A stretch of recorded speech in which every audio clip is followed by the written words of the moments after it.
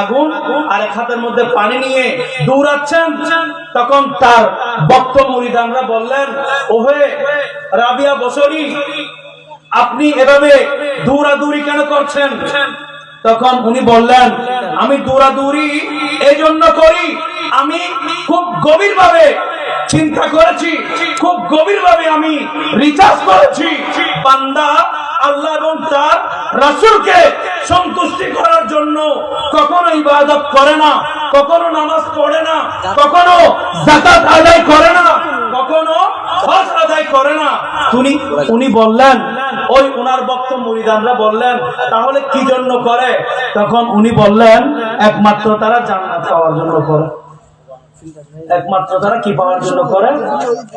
তো উনি বলেন, তারা আল্লাহ এবং রাসূলকে পাওয়ার জন্য করে না, তারা শুধুমাত্র কোন রকম আল্লাহ এবং রাসূলকে রাজি করে ওই জান্নাতের মধ্যে যাওয়ার জন্য তারা এই ধরনের কৌশল অবলম্বন করে।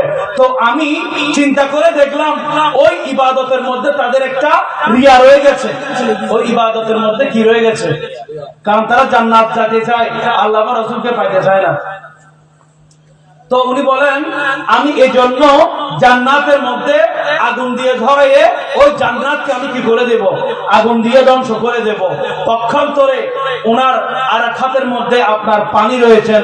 তখন উনি বললেন, যেভাবে বান্দা আল্লাহ এবং রাসূলকে না পেয়ে জান্নাত পাওয়ার জন্য পায়তারা করে, সেম ওই বান্দারা দুজকে না যাওয়ার জন্য ইবাদতে জিকির আজকারের মধ্যে মশগুল থাকে। সুতরাং তাদের ওই দুজককে আমি যখন পানি দিয়ে ওই দুজকের আগুনকে যখন আমি নিভিয়ে দিব, তখন তারা আমি দেখব কার ইবাদত করে। কারণ তারা তো আল্লাহ এবং রাসূলকে পাওয়ার জন্য করে না, তারা একমাত্র ওই দুজকের আগুনের ভয়ে ইবাদত জিকির আজকার করে। সুতরাং আমি যদি ওই পানির মাধ্যমে ওই দুজককে যদি আমি কি করি, ওই আগুনকে যদি আমি নিভিয়ে দিই, তাহলে তারা আর সেই রিয়া নিয়ে আর ইবাদত করবে না। আর আমি রাবিয়া বসরি চাই, একমাত্র উম্মতরা ইবাদত জিকির আজকার যা কিছু সমাজে বলেন, দেশে বলেন, কুল কায়নাতের মধ্যে বলেন, যেখানে করুক না কেন, একমাত্র আল্লাহ এবং তার রাসূলকে সন্তুষ্টি করার জন্য। উচ্চ আওয়াজে বলুন না সুবহানাল্লাহ।